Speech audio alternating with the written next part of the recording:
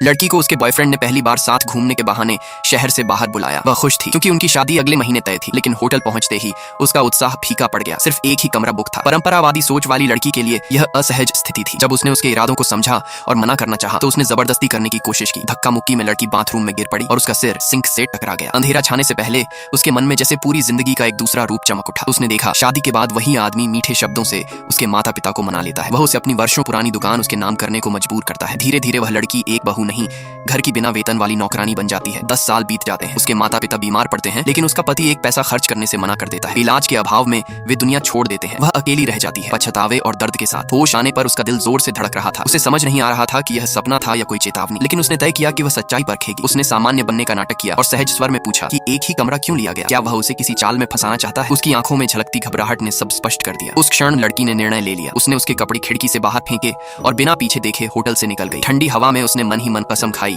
कि अब वह अपने जीवन का फैसला खुद करेगी। भागते हुए उसका पैर फिसला और वह एक आदमी से टकरा गई। वह पास की मोजा फैक्ट्री का युवा और प्रतिभाशाली प्रबंधक था। उनकी आंखें मिली और अचानक उसे अपने दूसरे जीवन की झलक याद आई। अगले दिन यह आदमी दक्षिण जाते समय दुर्घटना में मर जाएगा। उसने बिना झिझक कहा, कल दक्षिण मत जाइए। वह चौंक गया। लड़की ने उसका नाम पुकारा, झो छेंगुआंग। वह ठिठक गया। लड़की ने जल्दबाजी में कहा, अगर मेरी बात झूठ निकले तो मैं जिम्मेदारी लूंगी, लेकिन अगर सच हो तो क्या आप मुझसे शादी करेंगे? शायद उसे लड़की की आंखों की सच्चाई ने रोक लिया। अगले दिन वह दक्षिण नहीं गया। इसके बजाय दोनों ने औपचारिक रूप से शादी दर्ज कर ली। साथ ही लड़की ने पहले से तैयार एक तलाक समझौते पर हस्ताक्षर भी कर दिए। उसने साफ कहा, यह शादी आपकी जान बचाने के लिए है। जब खतरा टल जाए हम अलग हो जाएंगे। अगले दिन खबर आई कि